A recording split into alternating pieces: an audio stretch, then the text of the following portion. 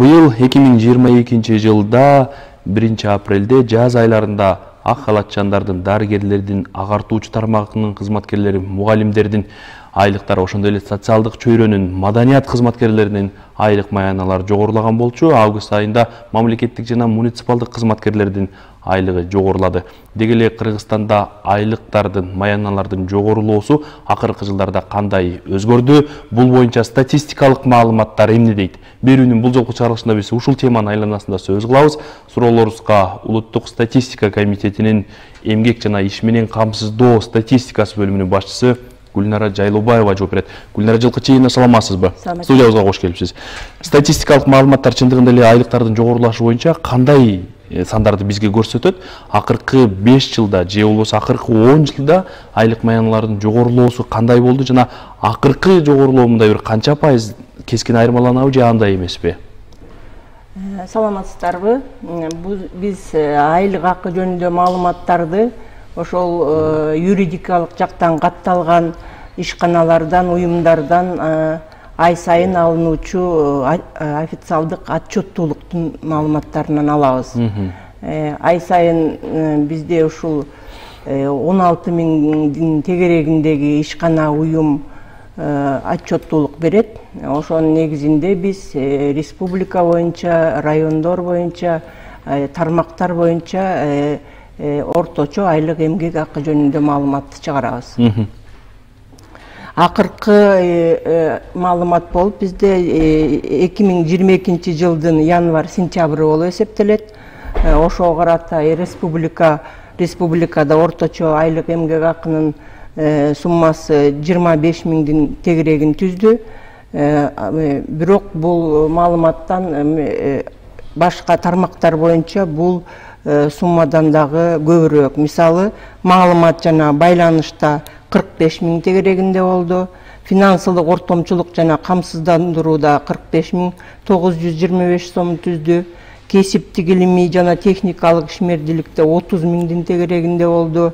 Жана ошондой эле пайдалуу кендерди казууда 47 миң тегерегинде болду. Ал эми жогоруда сиз айтып аткан жана 25 миң орточо айлык бул жалпылап алгандабы же кандай? Бул жалпылап орточо, ошон үчүн биз айтабыз, баардык иштегендердин эмгек акы фондусу кошулат. Иштегендердин жалпы саны кошулат, адамдардын саны, ошол эмгек акы фондусун иштеген адамдардын санына бөлүп, жана ушул айлардын, мисалы, январь-сентябрь 9 ай болсо, ошо 9 айдын санына бөлүп, 9га бөлүү менен чыгарабыз. Ошондо бизде орточо республика боюнча айлык эмгек акынын саны чыгат.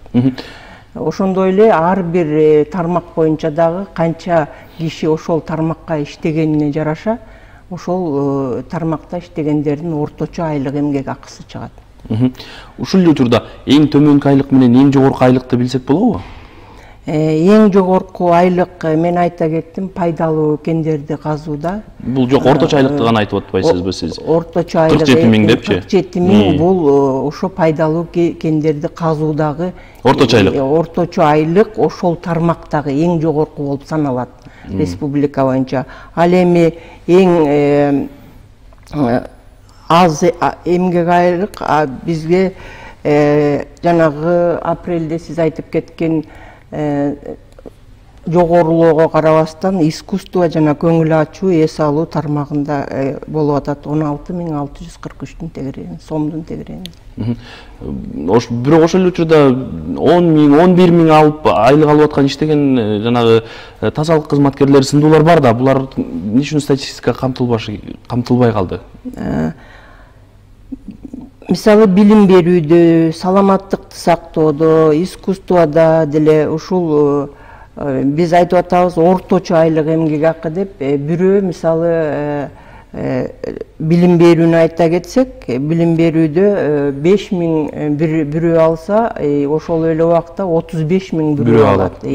Ошон үчүн биз орточо чыгарган үчүн ошол мисалы билим берүүдө акыркы айлык 21.345 сомду түзсө, ушул 21.345 сомдун ичинде ошол 5 миңда айлык алгандар бар, 30 миң, 40 миң айлык алгандар ичине кирип кетет. Бул орточосу болуп саналат. Мен орточону айтып атасыз да, сиз бирок эң төмөнкү айлыкты айтсак болобу? Мисалы, мен сиздерге түшүндүрүүгө кетейин, мына билим берүүдө 194 миң киши иштеп атат. 194 миңдин кишинин ичинен ошол канча бири 10 миң алат, 15 миң алат, 20 миң алат. Бирок анын баарын биз статистикадан бул жерге мынча киши 10 миң алды, 5 миң алды деп айта албайбыз. Анткени анын баары абдан көп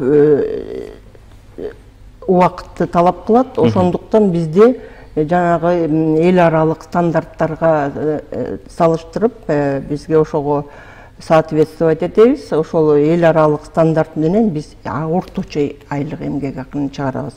Мисалы, ошо 194 миң иштеп аткан кишинин орточо айлык эмгек акысы 21.345 миңди түздү. Сомду түздү, 21 миңди. Мунун ичинде дагы бир жолу кайталап айтып кетейин. Мисалы, директор школ 40 миң алабы, 35 миң алабы, же 20 миң алабы, бүт баары ушул 21.345-тин ичинде камтылган. Бул орточо болуп саналат. Кыргызстанда 5 миң сом айлык алган киши барбы? Анан ошол учурда 150 миң сом айлык алган киши барбы?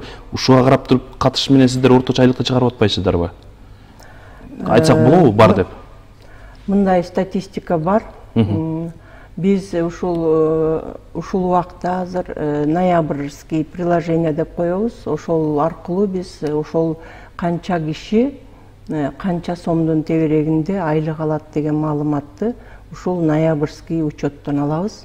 Ошондо бизде так маалымат чыгат. Азыр бул маалымат ушу ноябрда толук иштеп, толук айлык акы алып чыккан адамдардын айлыктары. Ал декабрдын башында бизде белгилүү болот. Акыркы бир 10 жылдын ичинде ушул орточо айлык акынын өсүү тенденциясы канча пайыздан болду? Мындан бир 10 жыл мурда дейли, орточо айлык акы Кыргызстанда канча эле? 10 жыл мурда Кыргызстанда айлык акы азыраак болчу. Бирок ушул бүгүнкү жолугушууга ал 10 жылдык мурдагыны алып келбей калдым. 2 жыл мурун деле айттым. Мисалы, жанагы биз айтып атпайбызбы? Эң аз алган тармактарга ушул апрелден баштап президенттин жарлыгы менен айлыктар көбөйдү. Бул биздин жана мен айтып кеткен эң чоң армиябыз. Бул билим берүүдө, саламаттыкты сактоодо, искусство, маданияттарында. Мисалы эле ошону айтып кетсек, азыр биз орто менен санайбыз. Дагы бир жолу айтып кетейин. Апрелден башталган үчүн жанагы 50%, 80%, 100% дегендер бизде көрүнбөй калат. Анткени мурунку 3 айдын дагы кирип калды, статистикага кирип калды. Статистикага кирип калат дагы. Мурунку январь-сентябрда билим берүүдө 15 миң болсо айлык. Азыр мен айтам дагы 21 миң болду. Мына 6 миңге бул көбөйүш болду. Орточо айлык эмгек акы. Эми бул ар бир кишиге өзүнчө канча стажы болот, ошол киши канча 20 жыл стажы болобу, 10 жыл стажы болобу, канча саат сабак берет, ошого жараша болот. Ал эми процентный болсо, пайыз менен айтып көрсөк, биз мурунку жылы 21-жылы январь-сентябрда 5%га көбөйгөн болсо, быйыл 22-жылдын январь-сентябрында билим берүүдө 42%га көбөйдү. Бул уже статистикалык такталган сандар. Ошондо бул дагы бир айтам, орточо. Эми саламаттыкты сактоону айталы. Бул жерде дагы былтыркы январь-сентябрда 12 миң алып атышкан болсо, орточо айлык эмгек акы азыркы январь-сентябрда 18.552 түздү. Бул дагы 53,5%га көбөйдү.